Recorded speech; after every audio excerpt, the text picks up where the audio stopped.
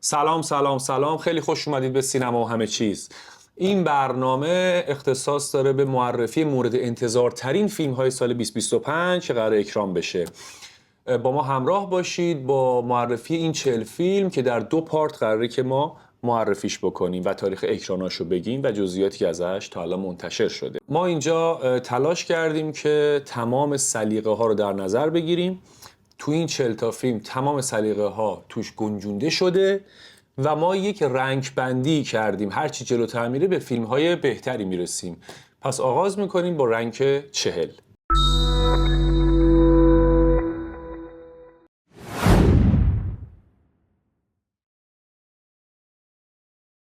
فیلم غارتگر، نسخه جدیدش با نام سرزمین‌های بد. در مورد قسمت بعدی فرانچایز پریدیتور اطلاعات زیادی در دسترس نیست جز اینکه کارگردانی اون بر عهده دون تراخنبرگه که کارگردان قسمت قبلی فیلم شکار یا پری که در سال 2022 اکران شده بود هم هست. در فیلم پریدیتور ال فنینگ بازی میکنه. دیزنی این فیلم رو به تقویم انتشار 2025 اضافه کرده.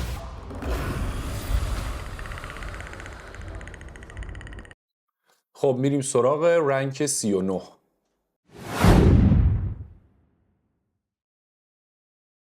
خب فیلم مرد بهتر یا بترمن.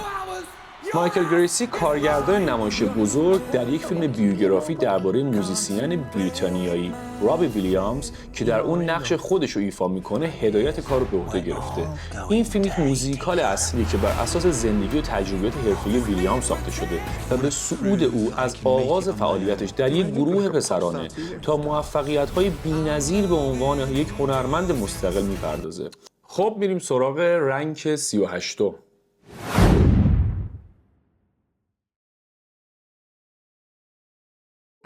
فیلم جهان ژوراسیک تولدی دوباره با بازی اسکارلت جوانسون قراره که به زودی در سال 2025 اکرام بشه.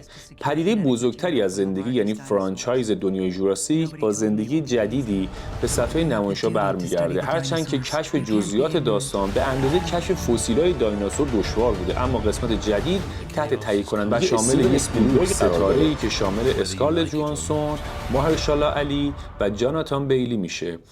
خب میریم ببینیم رنگ 37 چیه.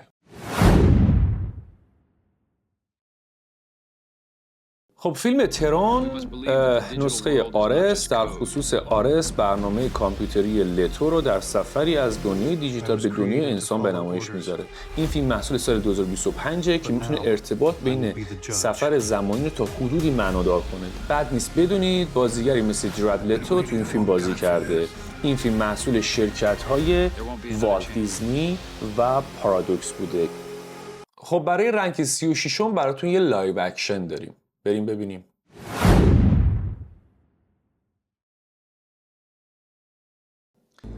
خب خبر خوبی برای دوستداران لایو اکشن How to Train Your Dragon یا چگونه اژدهای خود رو تربیت کنیم هست. شاهد قسمت جدیدی از این انیمیشنی.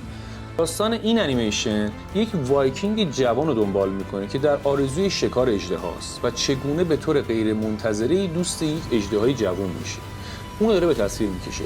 این داستان مربوط به اصلی ترین قسمت این انیمیشن بوده که به نظر میرسه قرار شاهد داستانی پویاتر در سال 2025 باشیم. یه لایو اکشن دیگه ببینیم.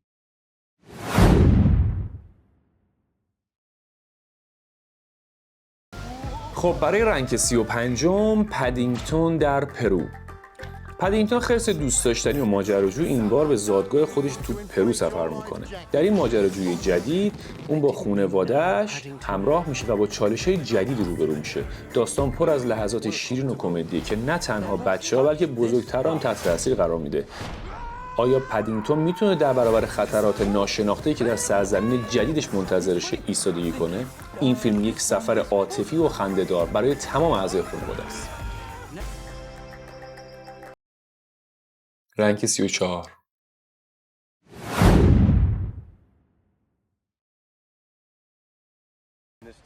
خب رنگ 34 Now You See Me. قسمت سوم، فیلمی مهیج در ژانر جنایی که قرار در سال 2025 اکران بشه. این سومین قسمت از فرانچایز حال منو میبینیه. خب با توجه به شاهکار بودن دو قسمت قبلی انتظار یک فیلم به شدت عالی رو داریم. در ساخت این فیلم از بازیگران معروفی مانند دنیل رادکلیف که سابقاً اونو تو نقش هری پاتر شناختین استفاده شده. رنگ 33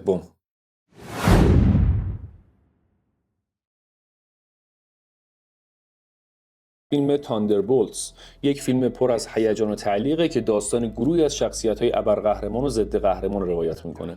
این بار شخصیت‌های مانند یلدا که نقش فلورنس پو و بکی سباستیان استان باید در کنار یکدیگر برای مقابله با تهدیداتی که دنیای اونها رو تو خطر قرار میده همکاری کنن. آیا این شخصیت‌های پیچیده میتونن برای یک هدف مشترک به هم بپیوندن؟ رنگ 32.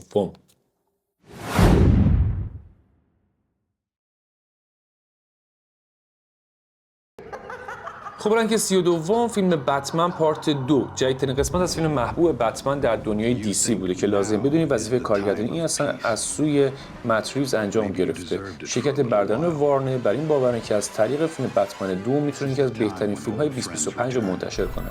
داستان فیلم هنوز در حالی از ابهام قرار داره و مشخص نیست، زیرا نویسندگان این اثر در تلاشن داستانی نوظهور و جذاب و برای قسمتی طراحی کنند. در بدنه اصلی این اثر شاهد حضور بازیگرای نظیر اندی سرکیس، رابرت پاتینسون و جفری رایت خواهیم بود که همین موضوع سبب میشه تا فیلم بتمن 2 به یکی از ماندگارترین اثرها از دنیای دی سی تبدیل بشه. رنگ 31.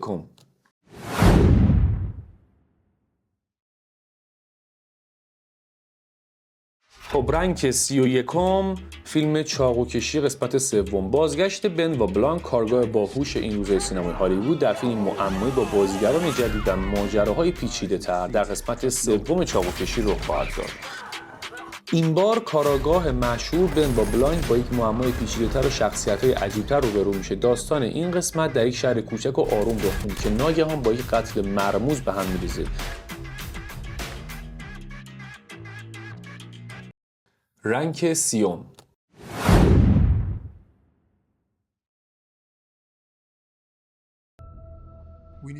رنگ 30 فیلم مورتال کمبت قسمت دوم، به احتمال زیاد قسمت اول فیلم مورتال کمبت که در سال 2021 اکران شده رو دیدید. معروفیت این فیلم به این خاطره که بر اساس بازی مشهور مورتال کمبت ساخته شده.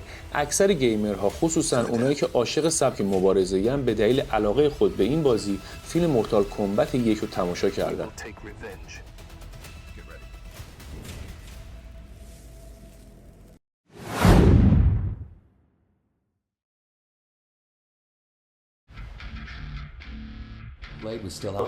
رنگ 29 فیلم بلید. فیلم بلید یکی از محصولات در دست ساخت شرکت مارول که قرار در سال 2025 اکران بشه. باید بدونید که خط داستانی این اثر هنوز مشخص نشده، البته بهتر بگیم منتشر نشده، ولی معلوم شده که قراره که این کمپانی این فیلم رو در سال 2025 در سراسر جهان اکران کنه.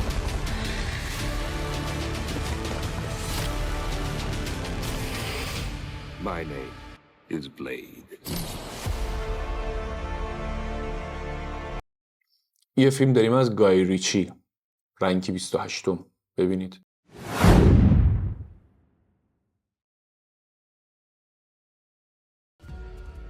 خب رنگ 28 فیلم علاءالدین قسمت دوم، دنباله بر لایو اکشن همین اثر از سوی دیزنی بوده که قراره در سال 2025 اکران بشه. بد نیست بدونید که کارگردانی این فیلم از سوی گای ریچی انجام شده. این اثر لایو اکشن به نظر میرسه که قراره جنبه جدیدی از خیال پردازی‌های داستانی به نمایش بگذاره و در اون شاهد طلسم و جادوهای بسیاری خواهیم بود.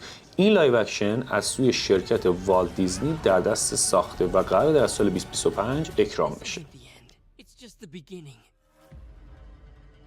یه فیلم قدیمی و محبوب، رنگ 27. ببینیم.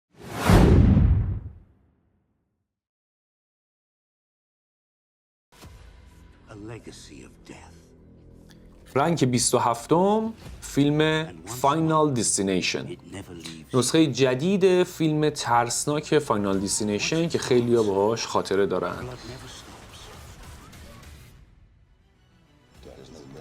فیلم مقصد نهایی با نام جدید خطوط خونی به عنوان فیلم ترسناک سال 2025 قراره که اکرام بشه تا ترس و دلهره رو دوباره مهمون خونه‌هاتون کنه.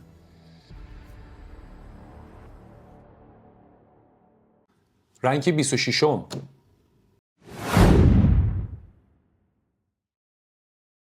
رنک 26م فیلم بلک فون قسمت دوم. خب بازیگران اصلی فیلم موفق ترسناک بلک فون که در سال 2022 منتشر شد دوباره دور هم جمع شدن تا دنبالی اونو بازی کنن و بسازن. داستان هنوز محرمانه است، اما فیلم اول روایتگر داستان فینی شاو، پسر بچه‌ای که توسط مرد پاره پاره یک قاتل سریالی شرور روبوده میشد. فینی در یک زیرزمین عایق صدا محبوسه و یک تلفن قدیمی و بیسیمو پیدا میکنه که به اون این امکانو میده با ارواح قربانیان قبلی ارتباط برقرار کنه. یه فیلم ترسناک، یه ترسناک دیگه. ببینیم رنگ 25م.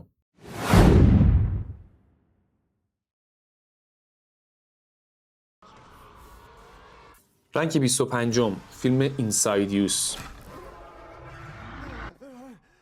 ماندی مور و کومیلی نانجیانی در ششمین قسمت از فرانچایز ترسناک ناسازگار یا اینسایدیوس که متعلق به کمپانی بلوم هاسه بازی خواهند کرد. فیلم‌های ناسازگار با جمع‌آوری 750 میلیون دلار درآمد جهانی در باکس آفیس به بررسی موجودات فراتبی می‌پردازه که به دنبال ترسوندن دنیای زنده‌هان و اغلب پیامدهای دلخراشی به همراه دارند.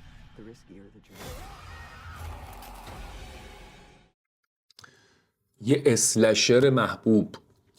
رنگ 24م.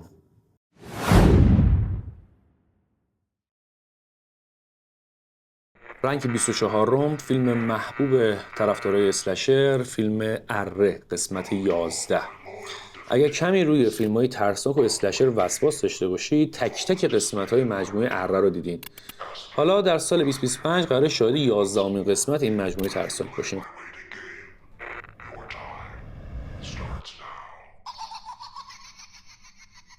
رنگ 23م یه چیز خاطر انگیز و نوستالژی. ببینیم.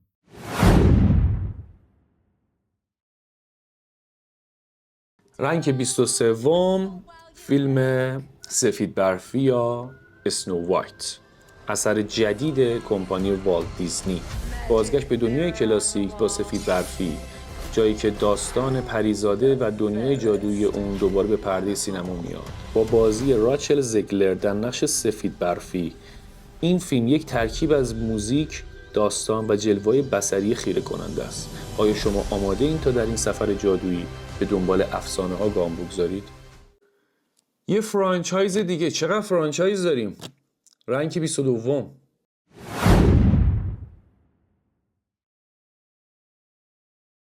رنگ 22م مأموریت غیر ممکن، قسمت نهایی از سری پرطرفدار مأموریت غیر ممکن با تام کروز در نقش ایتن هانت و بدلکاری‌های شگفت‌انگیزش دوباره برمیگرده. طلسم این سری فیلم‌ها بالاخره شکسته شده و تام کروز میخواد جیمز باند آمریکایی خود را به ایستگاه آخر برسونه.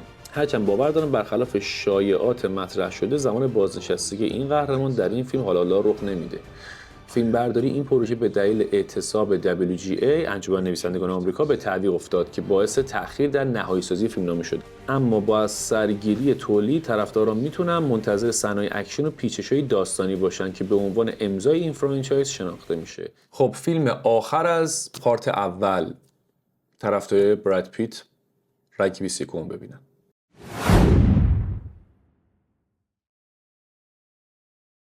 رنگ 21 فیلم فرمول 1، داستانی پرهیجان در دنیای مسابقات فرمول 1 که براد پیت در نقش یک راننده با تجربه در ماجراهای نفسگیری از سرعت و رقابت شرکت میکنه. این فیلم با همکاری قهرمان فرمول 1 لوئی همیلتون ساخته شده و یک فیلم تمام عیار برای دوستداران سینمای ورزشی و مسابقات اتومبیل رانی است که قطعاً برای علاقه‌مندان به دنیای سرعت جذاب خواهد بود.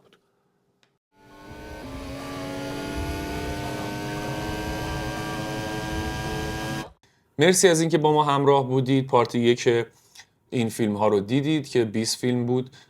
پارت دوم فیلم های خیلی مهمتر و با کیفیت تری هستش که رنگ های بالاترش خیلی شانس اسکار داره و خواهید دید چون فیلمسازها فیلمسازهای مهمی هستند. مرسی از اینکه این ویدیو رو دیدید. ما رو سابسکرایب کنید. لایک و کامنتتون به ما انگیزه و انرژی میده. حتما منتظر انتشار نسخه دوم، پارت دوم باشید. مرسی.